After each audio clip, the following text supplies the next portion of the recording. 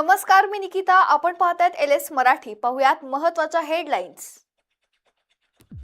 नेपाळमध्ये महाप्रलय, 160 जणांचा मृत्यू, 750हून अधिक लोक बेपत्ता, 35 पूल वाहून गेल्याची माहिती समोर. नेपाळच्या पुरात सिलेंडर लाकडं वाहून गेली. वाहून गेलेली सिलेंडर आणि लाकडं वाचवण्यासाठी नागरिकांचे जीव धोक्यात घालून प्रयत्न सुरू. पंतप्रधान नरेंद्र मोदींचा नेपाळचे पंतप्रधान बालेंद्र शाह यांच्याशी संवाद. सर्वतोपरी मदतीचं आश्वासन. नेपाळी लष्कराकडून बचाव कार्य सुरू. टीव्हीवर नेत्यांचा बोलबाला, पण सोशल मीडियावर तुकाराम मुंडेंचीच क्रेज. उपमुख्यमंत्री आणि उपमुख्यमंत्र्यांनाही टाकलं मागे. एंगेजमेंट रेटमध्ये मुंडे नंबर 1. सणासुदीसाठी एफडीएचा विशेष आदेश येणार. अन्न आणि औषध प्रशासनाचे आयुक्त तुकाराम मुंडेंची माहिती. मध्यान्ह भोजनावरही लक्ष. नमुन्यांची चाचणी होणार. 15 डब्यांच्या लोकलसाठी 15 दिवस ब्लॉक. टिटवाळा स्थानकातील प्लॅटफॉर्मचा विस्तार करण्यात येणार. 28 ऑगस्टच्या मध्यरात्रीपासून 11 सप्टेंबरच्या मध्यरात्रीपर्यंत 15 दिवसांचा विशेष ट्रॅफिक आणि पॉवर ब्लॉक घेतला जाणार. गडचिरोलीच्या लक्का मेढ्याच्या उंच कड्यावरून कोसळणारा धबधबा निसर्गप्रेमींचं आकर्षण. जंगलाच्या कुशीतून कोसळणारं शुभ्र पाणी आणि आजूबाजूचा मनमोहक निसर्ग पर्यटकांना घालतोय भुरळ. या हेडलाईन्स नंतर आता पाहूयात काही सविस्तर बातम्या. या पुरामुळे रसुवा आणि आसपासच्या भागात मोठ्या प्रमाणात हाहाकार माजलाय. सोशल मीडिया आणि स्थानिक पातळीवर समोर आलेल्या व्हिडिओमधून या नैसर्गिक आपत्तीची भीषणता दिसून येते. काही ठिकाणी शांत वाहणाऱ्या नद्या काही क्षणातच रौद्र रूप धारण करताना दिसतायत, तर अनेक ठिकाणी पूल, रस्ते वाहने आणि इमारती पाण्याच्या प्रचंड प्रवाहात वाहून जाताना दिसतायत.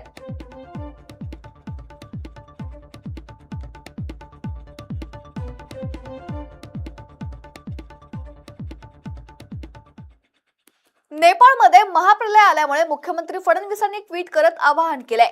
नेपाळच्या पूरस्थितीत महाराष्ट्र सरकार अलर्ट मोडवर आलंय. नागरिकांसाठी 24 तास हेल्पलाईन सुरू करण्यात आली आहे. फडणवीसांनी नेमकं काय ट्विट केलंय पाहूयात. नेपाळमध्ये निर्माण झालेल्या पूरस्थितीमुळे महाराष्ट्रातील नागरिकांसाठी हेल्पलाईन नंबर्स जारी. मंत्रालयातील नियंत्रण कक्षात 24 तास हा कक्ष कार्यरत असून त्यांना कुठल्याही प्रकारच्या मदतीची गरज आहे. त्यांनी नियंत्रण कक्ष 9321587143 आणि राज्य नियंत्रण कक्ष हेल्पलाईन 1070 क्रमांकावर संपर्क साधावा. महाराष्ट्रातील नागरिकांनी अधिकृत ईमेल आणि खालील लिंकवर आपली माहिती अपलोड करावी, असं मुख्यमंत्री देवेंद्र फडणवीस यांनी ट्विट करत आवाहन केलंय.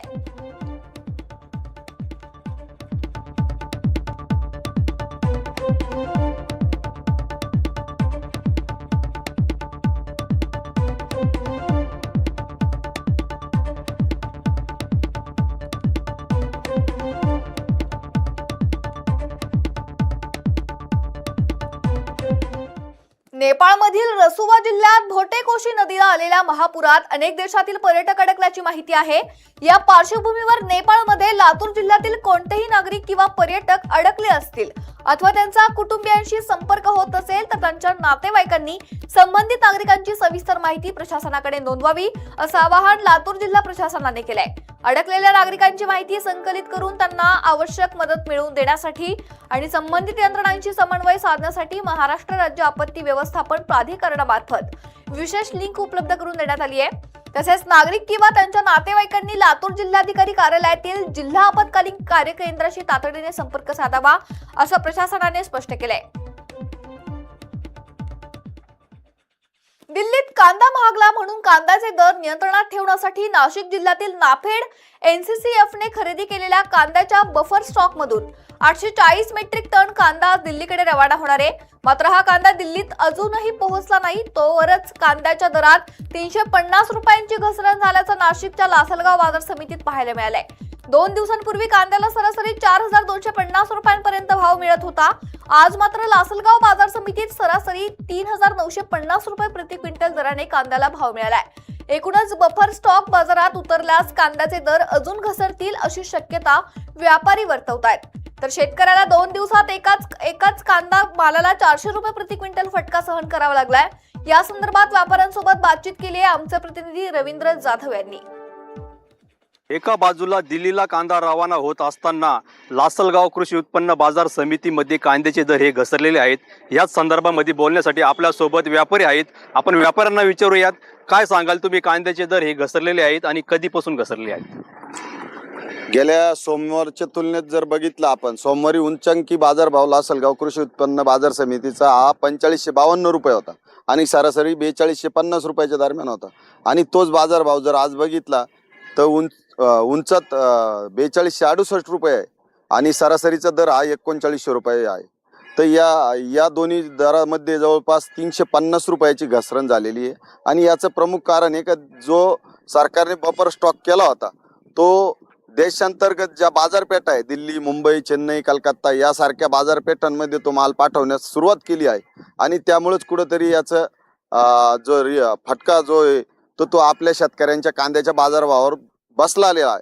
तर येत्या काळात याहूनही अधिक जर सरकारने आपला कांदा जर बाजारपेठांमध्ये उतरवला तर थोडाफार फरक अजून दिसून येईल. परंतु दुसऱ्या बाजून जर आपण बघितलं तर गेल्या 2 वर्षापासून शेतकरी आपला कांदा अतिशय कवडीमोल बाजारभावाने विकते आहे. त्यावेळेस कुठेही सरकार त्याच्याकडे लक्ष देत नाही. आणि आज थोड्याफार प्रमाणात कुठं 8 दिवसापासून बाजारभाव वाढले होते आणि लगेच सरकार काय त्यांचा बफर स्टॉक असेल किंवा निर्यात बंदीचे निर्णय असेल किंवा व्यापाऱ्यांवर धाडी असेल यासारखे जेव्हा निर्णय घेतं, परंतु बाजारभाव पडल्यावर देखील सरकारने शेतकऱ्यांसाठी असे निर्णय घेतले पाहिजे की त्यांना 1500 रुपये प्रति क्विंटल अनुदान दिलं पाहिजे. रवींद्र जाधव, LS मराठी, लासलगाव. तळेगाव चाकण शिक्रापूर मार्गावरील वाहतूक कोंडीचा प्रश्न अद्यापही कायम आहे. या मार्गावर वाहनांच्या लांबच लांब रांगा लागत असून प्रवाशांना मोठ्या त्रासाला सामोरं जावं लागतंय.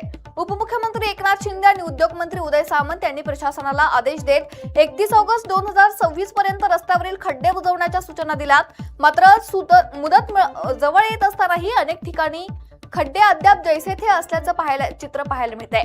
या रस्त्याच्या देखभालीसाठी तब्बल 59 कोटी रुपये देण्यात आलेत. मात्र हा निधी नेमका कुठे खर्च झालाय असा सवाल स्थानिकांकडून उपस्थित केला जातोय. संबंधित ठेकेदाराकडून काम योग्य पद्धतीने होत नसल्याचा आरोप करत ठेकेदाराला बदलण्याची मागणीही केली जात आहे. याचा आढावा घेतलाय आमचे प्रतिनिधी चंद्रकांत मांडेकर यांनी. चाकण औद्योगिक वसाहतीमधील काही कंपन्यांनी बाहेर पडण्याचा निर्णय घेतल्याच्या नंतर राज्य शासनाला कुठेतरी जाग आल्याने या चाकण तळेगाव मार्गावरील खड्डे बुजवण्याचं काम वेगाने हाती घेण्यात आलंय. हे खड्डे बुजवण्याची डेडलाईन 31 ऑगस्ट देण्यात आलेली आहे. मात्र आता आपण पाहतोय या माळुंगे हद्दीमधील जे खड्डे बुजवण्यात येत आहे हे काम अर्धच झाले नाही, अर्ध काम अद्यापही शिल्लक असल्याचं आपल्याला पाहायला मिळत आहे. या कामामध्ये हलगर्जीपणा होत आहे किंवा संत गतीने काम सुरू असल्याचा फटका वाहन चालकांना आणि स्थानिक नागरिकांना या ठिकाणी बसत आहेत. या संदर्भात आपल्यासोबत बोलण्यासाठी काही पदाधिकारी आहेत. दादा, काय सांगाल, नक्की मूळ समस्या काय आहे या रस्त्याची, नक्की काय मागणी आहे आपली? हा जो तळेगाव चाकण शिक्रापूर हा 54 किलोमीटरचा हा जो स्टेट हायवे आहे, हा आता नंतरच्या काळामध्ये त्याला राष्ट्रीय हायवेचा दर्जा देण्यात आला. परंतु हा हायवे गेली 2005 पासून हा आतापर्यंत मागच्या साधारणतः 20-25 वर्षामध्ये ह्याचं रुंदीकरण व्हायला पाहिजे होतं, ते झालेलं नाही. हा मूळ रस्ता हा आजही आमच्या गावनकाशावरती, जे गावनकाशे इंग्रजांच्या काळात किंवा नंतरच्या काळात झालेले आहेत, त्या गावनकाशावरती हा रस्ता हा 20 मीटर, 21 मीटर, 22 मीटर पर्यंत याची रुंदी ही आता गावनकाशावरती आहे. आमचं वारंवार हेच सांगणं आहे की तुम्ही खड्डे खड्डे म्हणताय, परंतु सगळ्या 54 किलोमीटर मध्ये माझं चॅलेंज देऊन सगळ्या अधिकाऱ्यांना आणि त्या ठेकेदाराला सगळ्यांना सांगणं आहे की 100 मीटर पेक्षा जास्त खड्डे जर तुमचे कुठे असतील तर तुम्ही मला दाखवा. एक 2-3 स्पॉट जर सोडले जिथं पाण्याचा निचरा होत नाही अशाच ठिकाणी ते खड्डे, आपण ज्या स्पॉटला आता उभे आहोत माळुंगे आणि खराबवाडीच्या दरम्यान हा एक स्पॉट आहे, खालुंबऱ्यामध्ये आमच्या तिथे एक स्पॉट आहे, असे एक 2-3-4 स्पॉट जर सोडले तर याच्या पलीकडे जास्त रस्त्यावरती खड्डे नाहीत. या रस्त्याचा मूळ प्रॉब्लेम हा आहे की हा रस्त्याचे रुंदीकरण, आज पावसाळ्यामध्ये या रस्त्यावरती 2 वाहनांच्या पलीकडे 3रं वाहन या रस्त्यावरती चालू शकत नाही. आज आपण तो रस्ता जर नीट पाहिला तर मी तुम्हाला खात्रीलायक सांगतो, हा 6 ते 7 मीटरच्या वर यांचं डांबरीकरण नाहीये आणि रस्त्याची मालकी आजही यांची, म्हणजे आमच्या शेतकऱ्यांच्या जमिनी सोडून 20 ते 22 मीटरचा रस्ता यांच्या ताब्यात आहे. LS मराठीसाठी चंद्रकांत मांडेकर, चाकण, पुणे. सांगलीच्या वाळवा तालुक्यात राजाराम बापू सहकारी साखर कारखान्याच्या नियोजित प्रकल्प विस्ताराला गावातूनच विरोध करण्यात आलाय. साखराळे येथे युवा शक्ती संघटनेच्या माध्यमातून तरुण शेतकरी आणि ग्रामस्थांनी आंदोलन सुरू केलंय। साखराळे ग्रामपंचायत कार्यालयासमोर आमरण उपोषणाला सुरुवात करण्यात आली आहे। नियोजित प्रकल्प विस्तारामुळे शेती आणि नागरिकांच्या आरोग्यावर विपरीत परिणाम होण्याची शक्यता असल्याचा आरोप आंदोलकांनी केलाय। मागण्या मान्य होईपर्यंत आमरण उपोषण सुरूच ठेवण्याचा आंदोलकांनी इशारा दिलाय। काल आमच्या गावामध्ये ग्रामसभेचं आयोजन केलं होतं 25 तारखेला। तर ती ग्रामसभा जी होती ती पूर्णपणे बेकायदेशीररित्या ग्रामसभेचं आयोजन केलं होतं, कारण की कुठलीही ग्रामपंचायत ज्यावेळेस ग्रामसभेचं आयोजन करते त्यावेळेस एक 8 दिवस तरी अगोदर गावामध्ये वार्ता फलकावरती नोटीस लावते किंवा दौंडीमार्फत सांगते किंवा माईकवरती पुकरून त्याची जनतेला कल्पना देते। पण असं कुठलाही प्रकार न करता त्यांनी त्यांचे असणारे जवळचे कारखान्यातले त्यांचे संबंधित कर्मचारी यांनाच फक्त त्याची माहिती देऊन त्या ग्रामसभेसाठी बोलवलं। ह्याची माहिती आम्हाला सकाळी 11 साडे 11 वाजता लागल्यानंतर आम्ही आमचे जे असणारे युवा शक्तीचे सगळे सदस्य आहेत, आमचे ज्येष्ठ मार्गदर्शक आहेत, या सगळ्यांचे आमचं ठरलं की बाबा ग्रामसभा जर अचानक घेतली असेल तर जे आपल्या आता गावावरती जो सगळ्यात मोठं संकट आहे, आरोग्याचं संकट आहे, की जे राजाराम बापू कारखान्याचं जे प्रकल्प विस्तारीकरण चालू आहे त्याच्याबद्दल गेले 2 महिने झाला आमचं जी कारखान्यासोबत असणारं वादविवाद आहेत किंवा ते जे बेकायदेशीर प्रकल्प उभा करायला लागले त्याच्याबद्दल असणारे जे आमच्या हरकती आहेत किंवा आमच्याकडे जे काही पुरावे आहेत ह्याच्याबद्दल आम्ही प्रशासनाकडे दाद मागत असतानाच अचानक ही ग्रामसभा घेतली। तर आपण साखराळ्याची ग्रामसभेत गावात असणाऱ्या कारखान्याला होणाऱ्या त्या प्रकल्पाला विरोध आहे, तर त्यासाठी आपण ग्रामसभेत हे मांडण्यासाठी आम्ही इथं आलो। आम्ही आमच्या ज्या काही 2-3 मागण्या होत्या, आमचे मुद्दे होते, निवेदनद्वारे आम्ही त्यासनी देण्याचा प्रयत्न।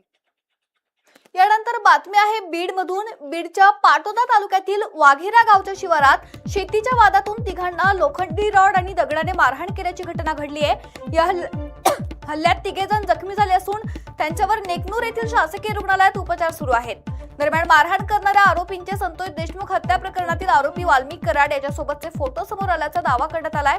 या आरोपींचा वाल्मिक कराड टोळीशी संबंध असल्याचा आरोप जखमी तरुणाने केलाय। गावात या लोकांची दहशत असून आपल्याला धमक्या दिल्या जात असल्याचाही आरोप जखमी तरुणाने केलाय। या प्रकरणी पोलिसात गुन्हा दाखल करण्यात आलाय।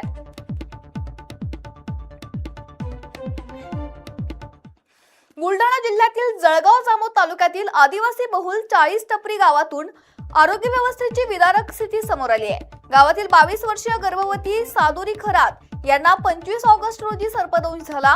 मात्र गावाला पक्का रस्ता नसल्यानं त्यांना चादर आणि बांबूच्या झोळीतून रुग्णालयात नेण्याची वेळ कुटुंबियावर आली आहे। यानंतर जळगाव जामोद खामगाव आणि पुढे अकोला इथे उपचारासाठी त्यांना हलवण्याची धावपळ सुरू झाली। मात्र उपचारासाठी नेत असतानाच त्यांचा दुर्दैवी मृत्यू झालाय। गावात पक्का रस्ता नसल्याने पावसाळ्यात आजारी आणि अत्यवस्थ रुग्णांना झोळीतून नेण्याची वेळ वारंवार येत असल्यानं ग्रामस्थांमध्ये तीव्र संताप आहे। त्यात सर्पदंश झालेल्या रुग्णांसाठी तातडीचे उपचार, ऑक्सिजन आणि आवश्यक आपत्कालीन आरोग्य सुविधा उपलब्ध आहेत का यावरही प्रश्न उपस्थित केले जात आहेत। या घटनेची जिल्हा प्रशासनाने गांभीर्याने दखल घेऊन 40 टपरी गावाला कायमस्वरूपी पक्का रस्ता आणि सक्षम आरोग्य सुविधा उपलब्ध करून द्याव्यात अशी मागणी ग्रामस्थांनी केली आहे।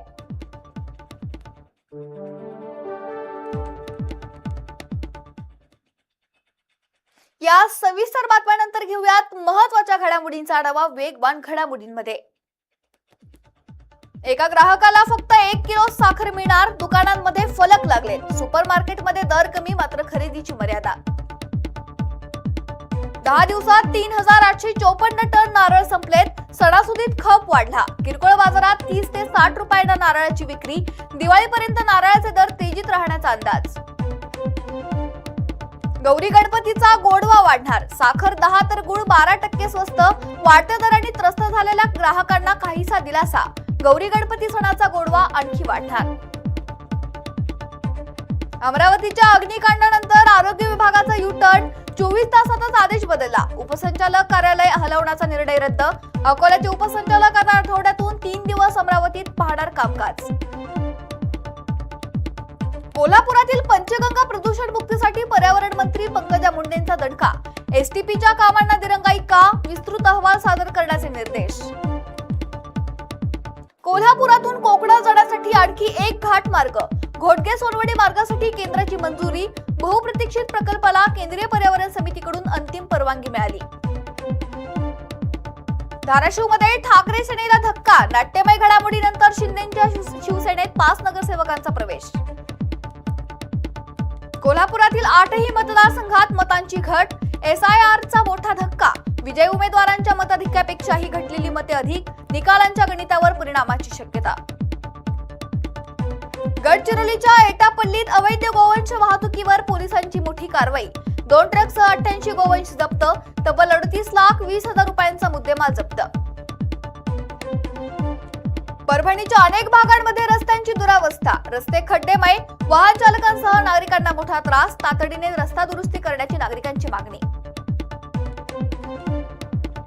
कोल्हापुरात 10% परताव्याचे आमिष दाखवत 98,96,000 फसवणूक, दोघांना अटक, स्थानिक गुन्हे अन्वेषण शाखेची कारवाई.